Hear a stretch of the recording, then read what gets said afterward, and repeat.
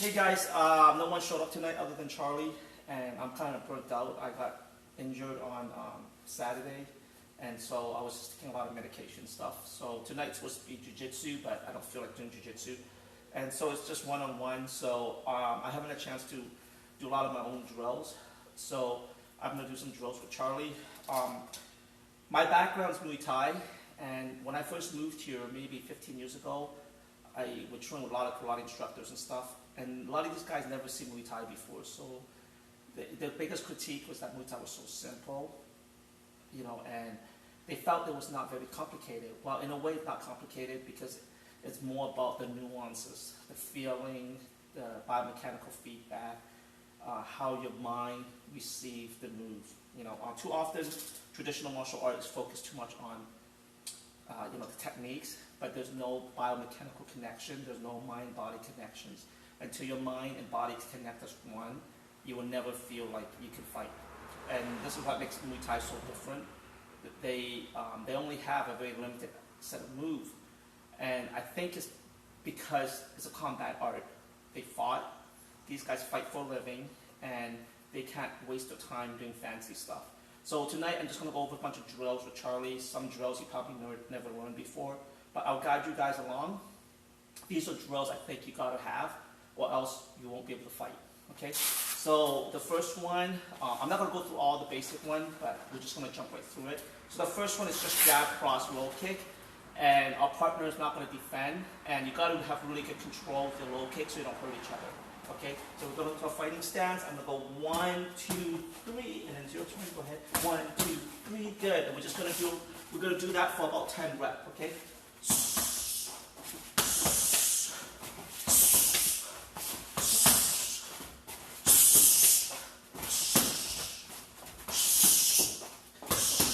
Good.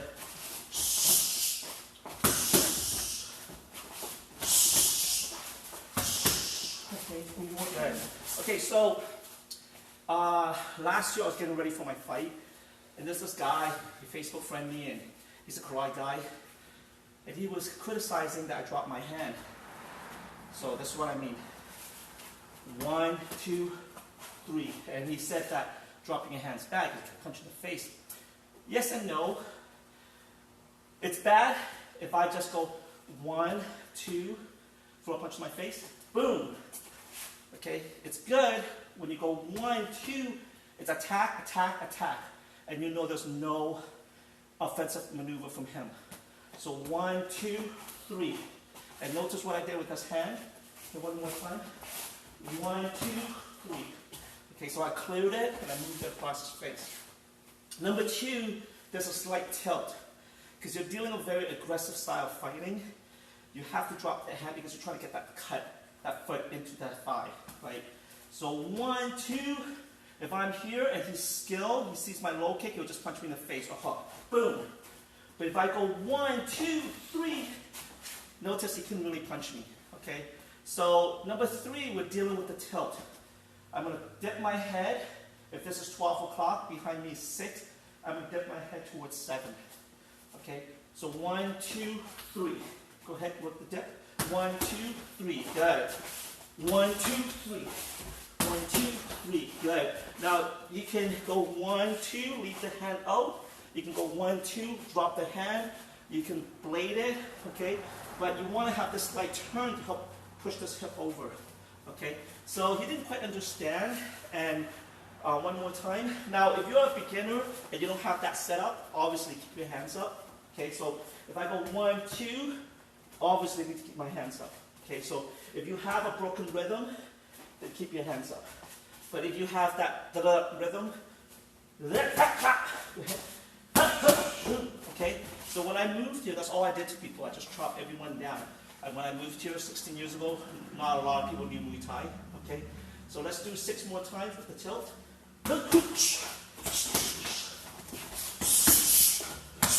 Eyes on the attacker.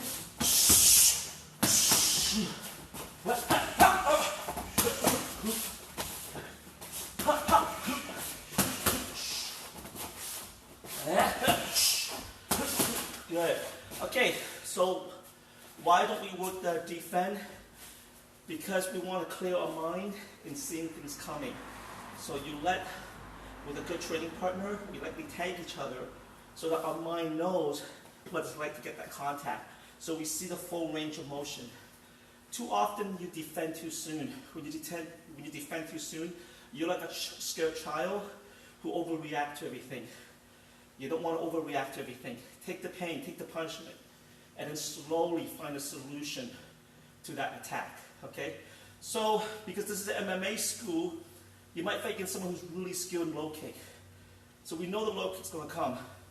So instead of doing a check or a shin block, our first acknowledgement to that low kick is a slight slap. Okay, so go ahead. One, throw the 1-2 low kick. 1, 2, boom. That's all we're going to do. So we're just teaching our mind to see that, okay? Because if you fight against a very skilled Muay Thai fighters and you try to check and everything, it means your mind's anticipating. We want to free your mind, and the easiest reaction, if you never did Muay Thai before, is just to drop your hand and slap your thigh. Okay, go ahead. 1, 2, boom, slap your thigh. Okay. Good. Go ahead. Slap it and catch it. Good. Go ahead.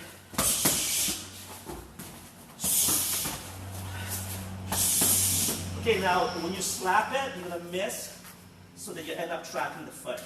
Okay, go ahead. With that. Okay. Good. And if you want, lower your body a little bit. Good. Just a little bit. Just a little bit. See? Keep it straight. Don't bend it too much. Okay. Okay.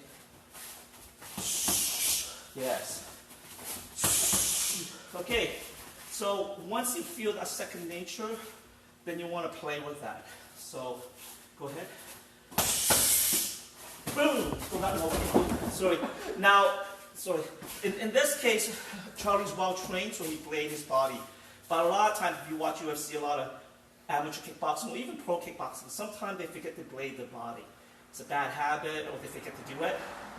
And so what you do is you see the low kick come, go ahead, boom, and you just punch them in the face. Okay, but if it's MMA, go ahead. You want to throw them a punch in the face, and from there you want to do a blast double.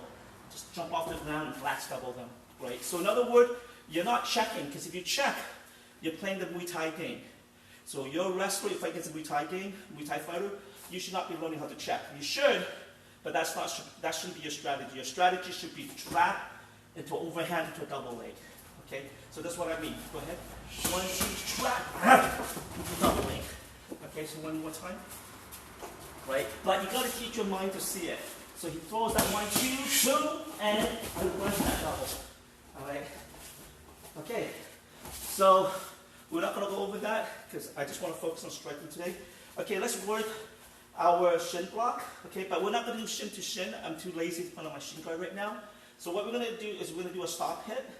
Okay, so you're gonna go 1, 2, go ahead, go, boom. Okay, 1, 2, boom. Go ahead, 1, 2, boom. So like this. Okay.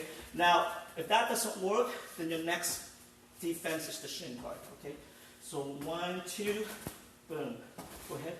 1, 2, 1, 2. Good. And to not hurt each other, you aim for the shin or the thigh, but never the kneecap, because you're going to blow out each other's kneecap. Okay. Go ahead. 1, 2, 1, 2, 1, 2, 1, 2,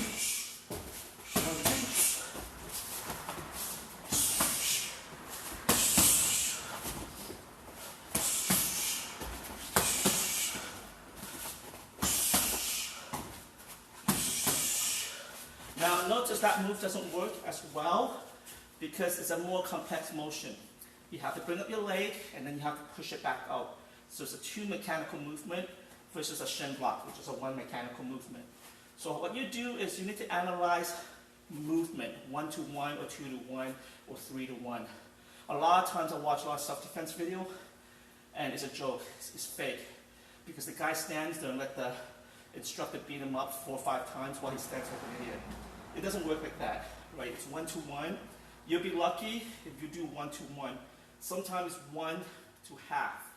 In other words, he does his 1, 2, boom. See, he couldn't get off his